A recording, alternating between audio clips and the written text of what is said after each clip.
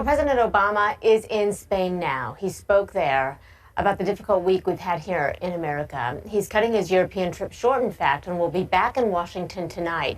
Earlier, though, he told his European audience not to believe what so many are saying about divisions in America.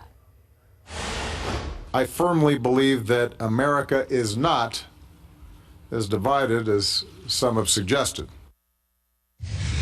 Well, A. Scott Bolden, an attorney and Hillary Clinton supporter, with us now, as well as Scotty Nell Hughes, CNN political commentator and political editor at rightsalert.com. Thank you both for being with us this morning. Scotty, I'd like to start with you. Good morning. And I do want to read something to you from the New York Times.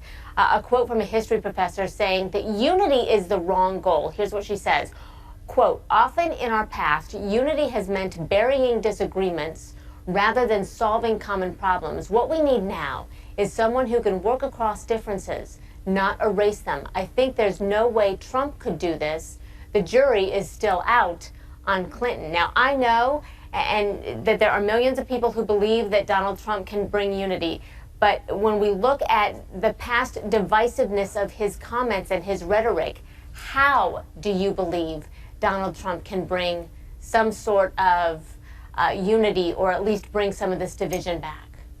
Well, I love the question of, right. Well, and I love the question of how, but first, let me also commend the president for his words, because that's exactly what I would love to see. That's the leadership that we need to see right now out of our top officials, especially our president of the United States, that there is unity. The problem is that it is not the same as what we've seen in the past. Unity is all about perception, about your environment. And thanks to the internet and social media, our environment is not just our zip code anymore. We actually feel very close to those, even if we've never met them before, thanks to technology.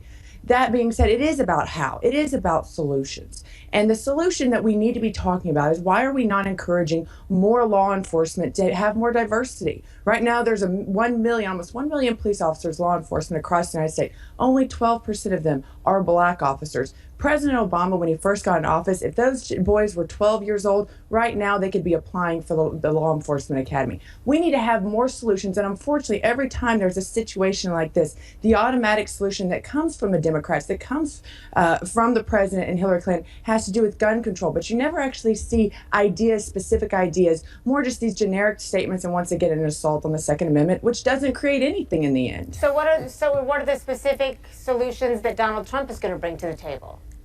Well, I think it comes back to economic development. I think he is the one that is saying, let's go into these urban areas. Let's restore hope by giving them respect. Let's restore respect in their communities by making them take actual advantage and pride in their communities. And you do that by bringing jobs and bringing money back into these areas. Let's also talk about education, and not just sitting here and throwing money at it that oftentimes we've seen within Democrat policies. Let's actually teach the people to fish for a long term and continue to grow these communities. It's what he's done in the past when he's partnered with the Rainbow Coalition and he built the building on Wall Street. Let's actually go in and use this from the inside instead of going from the outside. All righty. I want to, Scott, come to you with some historically high unfavorables that we're looking at for both candidates this morning. According to the latest poll, Trump's at 59%, edging out Clinton by only 57%. And on top of that, a new Time magazine report cites USA Today and a Suffolk University poll that likely voters across the country found that 61% of them are alarmed.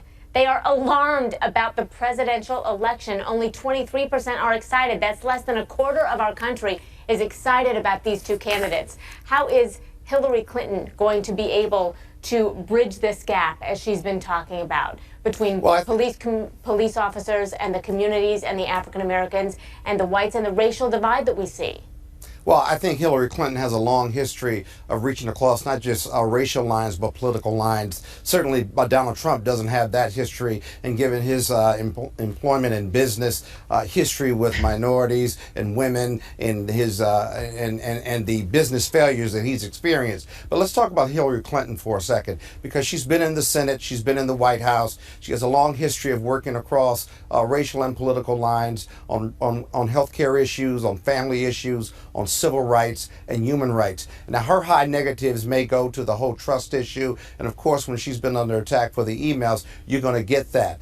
This is an incredible political year because for the first time, you have these high negatives. But if you listen to the Democrats, if you listen to Barack Obama and Hillary Clinton, they have a message of hope. They have a message of unity. It's not one of divisiveness. It's not one of attacking. I mean, Donald Trump and the Republican Party are in complete disarray. He can't even reach across intra-party lines to get full and complete and unified support because his message is offensive. His message is divisive. He's the last thing we need right now, and what we really need right now is healing and resolution and creating a safe space for people to talk about their differences and not to bury disagreements, but to really resolve them and have racial tolerance. And right now, we'll see how these conversations continue to evolve. I apologize, we are out of time, but Scotty Now Hughes, A. Scott Bolden, we always appreciate your voices in these conversations. Thank you.